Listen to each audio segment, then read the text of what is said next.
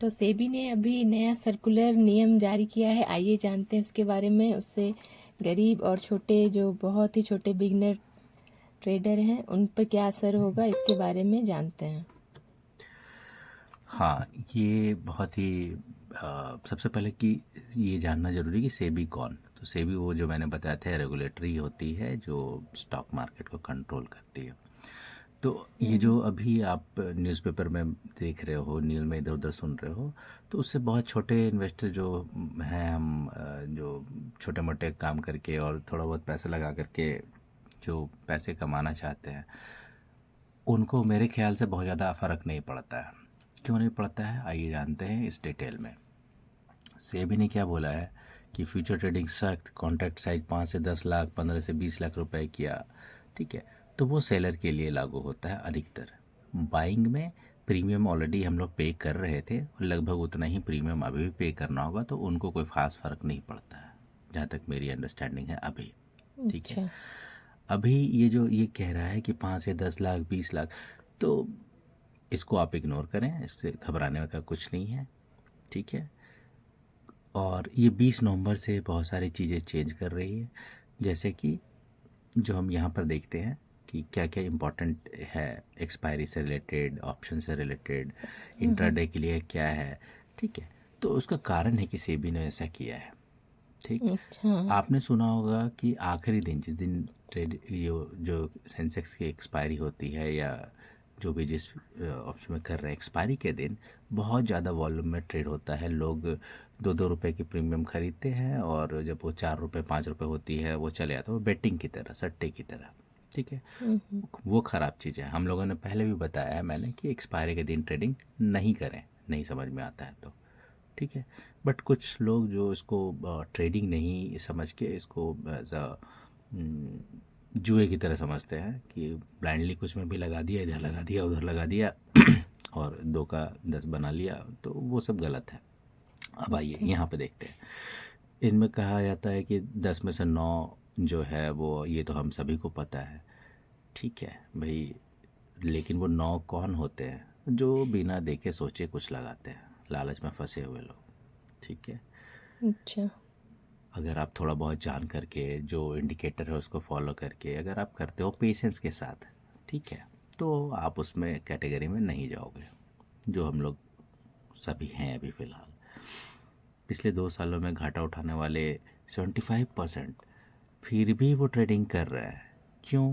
क्योंकि उन्हें पता चल गया है कि हाँ भाई, यहाँ से पैसा बन सकता है। तो लेट्स से अच्छा। आज अगर मैंने 10,000 लगाया था, किसी तरीके से मुझे नुकसान हो गया, तो ये नुकसान एक ही बार में नहीं होता कि पहली बार ही आपने लगाया और आपका ज़ीरो हो गया। आपने 10 का 12 बनाया होगा, 15 बनाया होगा, 17 बनाया होगा, और फिर आपके 7 बने होंगे, फिर आपने 15 किया होगा, 10 किया होगा, फिर वो 5 बन गया होगा, और फिर आपने फिर उसको बढ़ाया होगा और फिर वो ज़ीरो हो गया होगा। ठीक है, तो इसीलिए उनको पता है कि इससे बन भी सकता है, जा भी सकता है, तो उनको अपने ऊपर भरोसा है। हो सकता है वो लर्न करके धीरे धीरे आगे करे तो कम नुकसान होगा। 30 साल से कम उम्र के यंगस्टर्स जो हैं उनको पता है आजकल बेरोज़गारी भी है, लोगों को पैसे की ज़रूरत भी है, पॉकेट मनी से आसानी से निकल सकता है, गृहिणियाँ भी इससे थोड़े बहुत काम करके कमा अच्छा। हाँ सकती हाँ, हैं। मेरे जैसे जो हाउस वाइफ्स हैं बिल्कुल, या फिर ये गरीब लोग जो हाँ पैसे हाँ, कमाना पान चाहते दुकान में बैठा हैं। हुआ बंदा इससे कमा रहा है बैठ के, हाँ मेरी हाँ। जानकारी में। ठीक है, ऐसे अच्छा। बहुत सारे ग्रेजुएट हैं हाँ, ये मुझे झारखंड, लगता है बिहार, स्टूडेंट्स। यूपी में, जो बेचारे मजदूरी करते हैं लेकिन वो पढ़े लिखे हैं, हाँ वो उनके पास मोबाइल हाँ, इंटरनेट है। मजदूरी में मजबूरी में हाँ, कर रहे हैं मजदूरी, 500 रुपये तो वो अपना दिहाड़ी से पॉकेट वो तो मनी। अपना निकाल ही ले रहा है, मेरी जानकारी में है ऐसे। हाँ हाँ। ठीक है, पिछले रिटेल निवेशक नहीं, 2 साल में मुझे दुगने लगता हो है गए। घर बैठे ये पैसे कमाने का एक अच्छा जरिया है, बिल्कुल लोगों है, को ये लगता इंस्टेंट है। है ये, अगर आप हाँ हाँ, दिमाग लगा के इंस्टेंट बोल करोगे सकते हैं। निकल जाता है, हम्म। निकलता ही है। ठीक है, अब यहाँ पर ये जानने वाली बात है कि सरकार ऐसा क्यों कर रही है। सरकार इसलिए ऐसा कर रही है ताकि जो छोटे इन्वेस्टर हैं वो लालच में आकर के ऐसा ना करें, बल्कि पढ़ लिख करके समझते हुए वैसा करें। ठीक है, तो ये नियम सबसे इम्पॉर्टेंट है कि एक्सपायरी के दिन वाली चीज़ है उसको इफ़ेक्ट पड़ेगा, जो सेलिंग में ज़्यादा करते हैं उनको इफ़ेक्ट पड़ेगा। ठीक है, जो ये स्प्रेड करते थे कैलेंडर्स को, ये मतलब जो आज एक्सपायरी होने वाली है, सेलिंग में ही बेसिकली होता है वो, तो फिर वो अगले जो एक्सपायरी की डेट के लिए होता तो वो उसको एक्सपेंड कर लेते थे, इसको कैलेंडर स्प्रेडिंग बोलते हैं। तो वो सेलर्स को होता है, हम तो सेलिंग में अभी है नहीं, हमारे जितने अच्छा, भी व्यूअर्स हैं, तो बाइंग वाले को इससे कोई खास फ़र्क नहीं नहीं पड़ता पड़ेगा। है। एसटीटी पे अच्छा, चार्जेस बढ़ी हुई है थोड़ी सी, तो वो बहुत नॉमिनल चार्जेस होता था पहले भी, तो वो अभी थोड़ा बढ़ भी जाएगा तो 2-4-5 रुपए का अंतर हाँ, पड़ेगा। मुझे लगता है कि ये बिगनर्स हैं वो थोड़े परेशान होंगे कि क्या हाँ। नया क्या नियम आ गया है, इससे कुछ क्या कुछ असर तो 20 होगा। नवंबर से लागू होंगे, और अच्छा, कुछ में क्लियर नहीं हो रहा है कुछ बहुत फरवरी ज़्यादा। में 1 फरवरी से लागू होंगे। अच्छा, ठीक है। अच्छा, बट इसमें ध्यान देने का सबसे इम्पोर्टेंट ये है कि बायर्स को ज़्यादा फर्क नहीं पड़ेगा, अच्छा। नंबर एक, क्योंकि वो ऑलरेडी ये सारे चीज़ें से अलग है। एक्सपायरी के दिन ऐसे भी हम ट्रेड नहीं करते, तो एक्सपायरी वाली चीज़ें हमारे से हाँ, फ़र्क हाँ, नहीं पड़ता। अच्छा, सेलिंग करते नहीं है, इसलिए कैलेंडर स्प्रेड और ये सब सारी चीज़ों से फ़र्क नहीं पड़ता।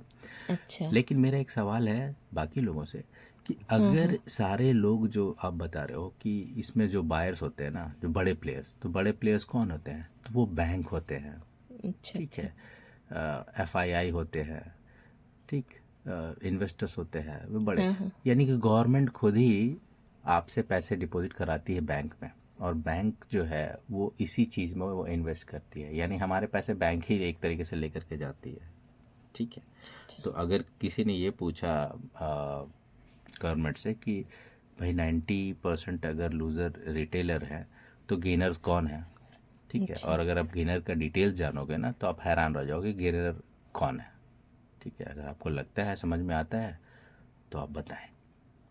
ओके, हाँ, लोग कमेंट कर सकते हैं। बिल्कुल। तो मेरे ख्याल से कोई ख़ास फ़र्क नहीं पड़ेगा, निश्चिंत रहें और सीखते रहें, और अगर कुछ फ़र्क पड़ेगा तो वो देखा जाएगा। अच्छा, ठीक है, तो फिर इस पे जो नया अपडेट होगा हम लोग उस पे फिर से बात करेंगे। और बिल्कुल, अभी घबराने जो की ज़रूरत जो नहीं। इस देख रहे हैं उनके लिए फिर से नया लेटेस्ट अपडेट आएगा। हम्म। तब तक के लिए हाँ, बायस के लिए कोई दिक्कत नहीं, छोटे इन्वेस्टर थैंक को यू। बहुत ज़्यादा दिक्कत नहीं है। ओके। उनको बचाने के लिए किया गया है कि एक्सपायरी के दिन जो है वो बचे रहें, एक्सपायरी वाले जो दिन हैं उससे वो अगर अवॉइड करते हैं तो बायस के लिए बहुत ज़्यादा दिक्कत नहीं है। Okay, okay, thank you valuable information के लिए। तो आगे जो भी अपडेट होगा हम लोग वो भी देखेंगे। So thank you for today.